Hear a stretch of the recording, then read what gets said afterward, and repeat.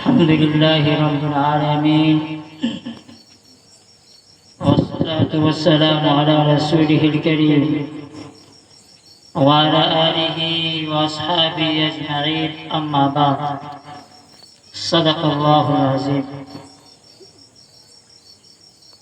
حضرات محترم اور سامعین کرام، اللہ رب العزت کا بہت بڑا احسان و کرم ہے کہ اس نے ہمیں مسلمان بنایا اور ایمان جیسے دولت عطا فرمائی اور آخری نبی جناب محمد رسول اللہ صلی اللہ علیہ وسلم کا امتی بنایا. اس لیے ہم لوگ جتنے بھی اس رب کائنات کے شکریہ ادا کریں وہ کم ہے، اور آخری نبی جناب محمد رسول اللہ صلی اللہ علیہ وسلم پر جتنا بھی درود و سلام بھیجے وہ کم. حضرات محترم، آج کل کا جو معاشرہ چل رہا ہے پہلے پتہ رہے وہ بہت فتنے والا معاشرہ چل رہا ہے. اس معاشرے میں بہت ساری برائیاں پھیل چکی ہے،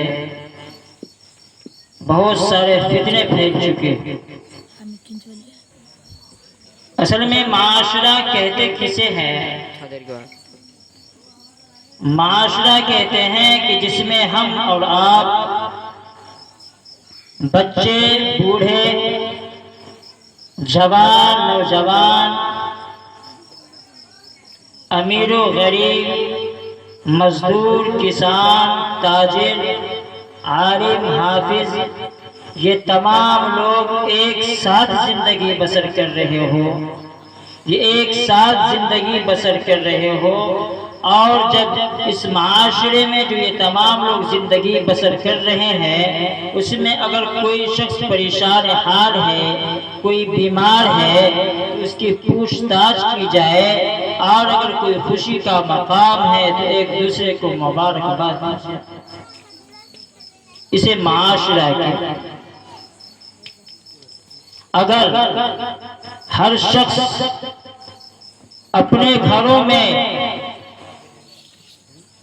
قرآن کی تلاوت کرنا شروع کر دے، ہر شخص نماز کی پابند بن جائے، ہر شخص اپنے گناہوں سے بچنے لگے، ہر شخص غیبت چغلخوری سے بچنے لگے، ہر شخص گناہوں سے بچنے لگے، غلط عمل سے بچنے لگے، غلط فعل سے بچنے لگے، وقت کے ضائع نہ ہونے دے، تو وہ معاشرہ ایک جنت کا نمونہ بن سکتا ہے.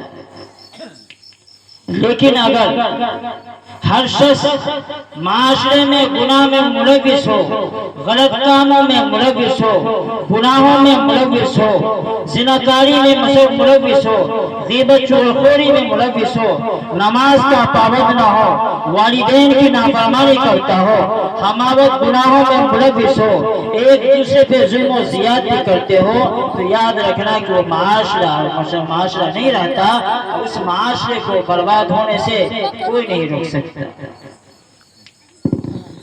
اللہ تبارک و تعالی قرآن پاک میں فرماتے ہیں ان اللہ لا یغیر ما بقوم حتی یغیروا ما بانفسہم، کہ بے شک اللہ تبارک و تعالی کسی قوم کو، کسی جماعت کو اس وقت حالت نہیں بدلتا کہ جب تک وہ قوم خود اپنا حال نہ بدلنا چاہے.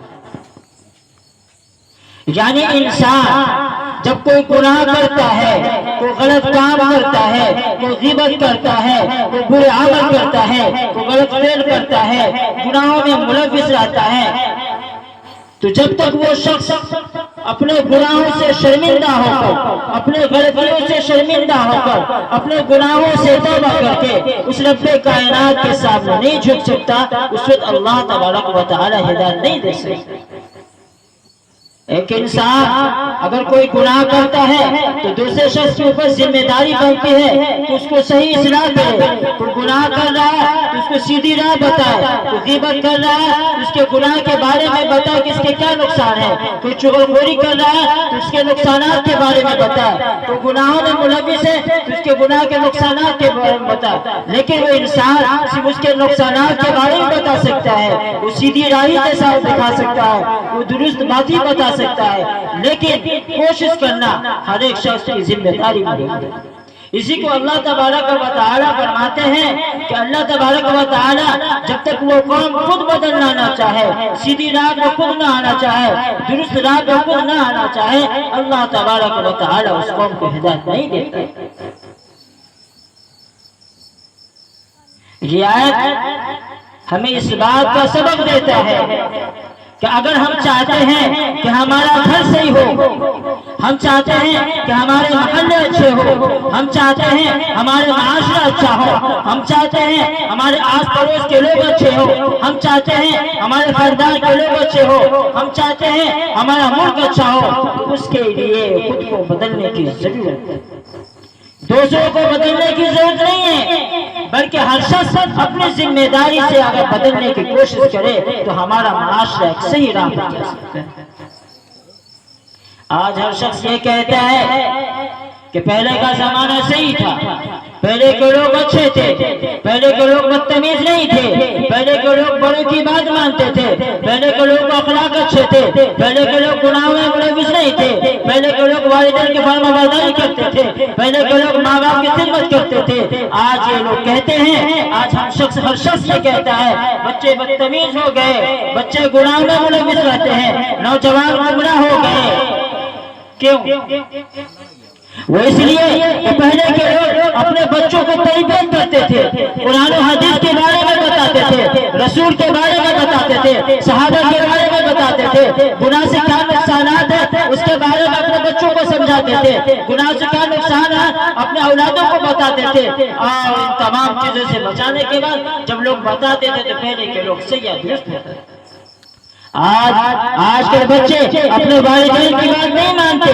وجہ یہ ہے کہ کوئی بھی والدین اپنی ذمہ داری نبھاتے نہیں. ایک بچے ادھر موبائل لے کے چل رہا، دوسرے بچے گناہوں میں ملوث ہے، تیسرے بچہ اپنے وقت کو ضائع کر رہا ہے. کوئی بھی والدین اپنی ذمہ داری کو سمجھتا نہیں. اپنے والدین اپنے بچوں کو تربیت سے نہیں دیتا. اگر کوئی بندہ اس کو سمجھا بھی دے، نصیحت کرنے کی اس کو سمجھا بھی دے، ایک دو تھپڑ اس کو مار بھی دے، تو آج کل کے گارجین اس پر ٹوٹ پڑتا ہے کہ ہمارے بچوں کا ہاتھ کیوں لگا.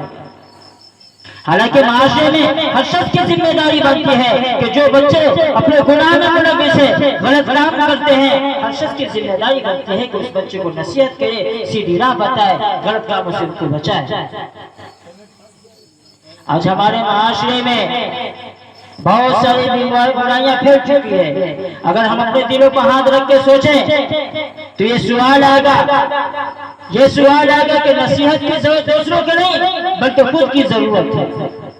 آج ہمارے معاشرے میں بہت ساری برائیاں پھیل چکی ہے. سب سے بڑی برائیاں نماز سے بے غفلت ہے. مؤذن کہتا ہے حی علی الصلاۃ، آؤ نماز کی طرف. مؤذن کہتا ہے حی علی الفلاح، آؤ کامیابی کی طرف. مؤذن کہتا ہے الصلاۃ خیر من النوم، آؤ نماز سونے سے بھی بہتر ہے. لیکن ہر شخص کے کان میں یہ آواز گونجتی ہے، لیکن مسجد کے جو قریب ہوتے ہیں وہ بھی شخص اس کو توفیق نہیں ملتی کہ مسجد میں جا کے نماز پڑھے. آج ہر شخص کی ذمہ داری ہے. جب کوئی انسان اپنے رب کائنات سے رشتہ کمزور کر لیتا ہے، اپنے خالق سے رشتہ کمزور کر لیتا ہے، اپنے مالک سے رشتہ کمزور کر لیتا ہے، وہ مالک جو تم کو 60 سالہ زندگی دیا، دکھنے کے لیے آنکھ دیا، بولنے کے لیے زبان دیا، سننے کے لیے کان دیا، ہاتھ دیے، پاؤں دیے، اور ان کی نعمتوں سے فائدہ اٹھاتے ہو، اس کے باوجود اس کے شکریہ ادا کرتے ہیں. آج ہمارے گھروں میں اگر والدین ناراض ہو جاتے ہیں، بڑے بھائی ناراض ہو جاتے ہیں، والدہ ناراض ہو جاتی ہے، چھوٹے بھائی ناراض ہو جاتے ہیں، اس کے منانے کے لیے بہت ساری کوششیں کی جاتی ہے تاکہ ہمارے بھائی، ہمارے والدین، ہمارے آس پڑوس کے لوگ ناراض نہ ہو بلکہ راضی ہو جائے۔ لیکن وہ کائنات کا مالک، وہ خالق و مالک، وہ رازق جس نے اس دنیا کو بنایا، وہ پوری دنیا کو بنایا، کھانے کے لیے رزق دیتا ہے، ان کے تمام نعمتوں سے فائدہ اٹھانے کے بعد آدمی اتنے بے غفلتی میں مشغول ہے اس کو پتہ نہیں چلتا کہ انسان کس طرح زندگی بسر کر رہا ہے۔ گناہ کرتا ہے، اس کو یہ سمجھ میں نہیں آتی کہ اس کو پکڑنے والا کوئی رب کائنات ہے۔ تو جو شخص اپنے رب کائنات سے رشتہ کمزور کر لیتا ہے تو شیطان اس پر آسانی سے حاوی ہو جاتا ہے، پھر وہ شخص زنا کرے، غیبت کرے، چغلخوری کرے، بے حیائی ملوث ہو، وقت ضائع کرے، تو اس کو یہ کرنا آسان ہو جاتا ہے۔ اس لیے کہ اس کے دل میں، اس کے قلب میں اللہ سے محبت نہیں، اللہ کا ڈر نہیں۔ آج اگر ہم شخص، ہر شخص اگر یہ چاہتے ہیں کہ محلے، گھر کے لوگ صحیح ہو جائے، ہمارا ملک ترقی کرے، اس کے لیے خود بدلنا ہوگا۔ بدلیں گے کیسے؟ بدلنے کے لیے قرآن کریم، احادیث مبارکہ میں صاف صاف بیان کر دیا گیا ہے، اس کو بدلنے کی شروعات خود سے کرنی پڑے گی۔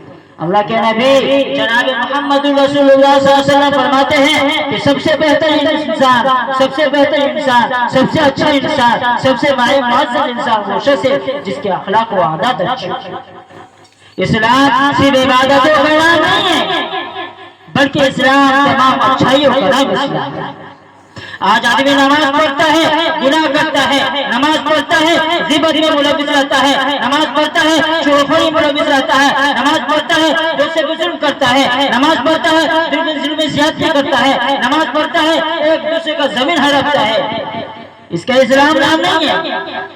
ایک وہ مسلمان ہے کہ جس کے ہاتھوں سے دوسروں کو تکلیف نہیں ہوئی، ایک وہ مسلمان ہے جن کے باتوں سے کسی کو تکلیف نہیں ہوئی، وہ کبھی گناہ نہیں کیا، کبھی غیبت نہیں کیا، کبھی ماں باپ کو ظلم و زیادتی نہیں کیا، اس شخص کو اچھا ہی مسلمان کہا، اس کو ایمان والا کہیں گے۔ لیکن اگر ہم لوگ چاہتے ہیں کہ ہمارا معاشرہ، ہمارا گھر، ہمارا تمام چیز صحیح ہو جائے تو اس کے لیے محلوں میں، بازاروں میں، قصبوں میں، شہروں میں، خاندانوں میں، گاؤں میں اور گھروں میں اپنے اخلاق کو بتانے کی ضرورت ہے۔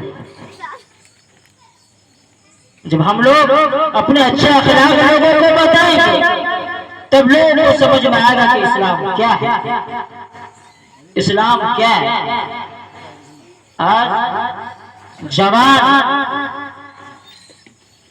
قوم کا ایک مستقبل ہوتا ہے، جوان قوم کا مستقبل ہوتا ہے۔ اگر کوئی جوان سیدھی راہ پر آ جائے، نیک بن جائے، نماز کا پابند بن جائے، وہ شخص، وہ بندہ، وہ نوجوان معاشرے کے لیے صحیح راہ۔ اور اگر کوئی جوان بے راہ پکڑ لیا، غلط راہ پر پکڑ لیا، غلط راستے پکڑ لیے تو اس قوم کو شمشان، اس قوم کو تباہ و برباد ہونے سے کوئی نہیں بچا سکتا۔ آج ہمارے نوجوان غلط موبائل کا غلط استعمال کرتے ہیں، وقت ضائع کرتے ہیں، گناہوں میں ملوث ہوتے ہیں اور نماز کے پابند نہیں بنتے۔ یہ تمام چیزیں اللہ سے دور کر دیتا ہے۔ آج ہر شخص اللہ تبارک و تعالی اس جوانی کے بارے میں سوال کرے گا، حالانکہ اللہ تبارک و تعالی تم سے ہر چیز کے بارے میں سوال کرے گا، لیکن اس جوانی کے بارے میں سوال کرے گا کہ تم اپنے جوانی کہاں گزارے۔ اللہ کے نبی جناب محمد رسول اللہ صلی اللہ علیہ وسلم جوانی کے بارے میں، جوان بچوں کے بارے میں بہت فضیلت بیان کرتے ہیں، اور اس جوان کے بارے میں جو جوانی میں اللہ کی عبادت کرتا ہے، اپنے گناہوں سے اللہ کے سامنے توبہ کرتا ہے اور اللہ کے سامنے سجدہ ریز ہوتا ہے، اس جوان کے بارے میں اللہ تبارک و تعالی، وہ اللہ کے نبی جناب محمد رسول اللہ صلی اللہ علیہ وسلم بہت فضیلت بیان ہے۔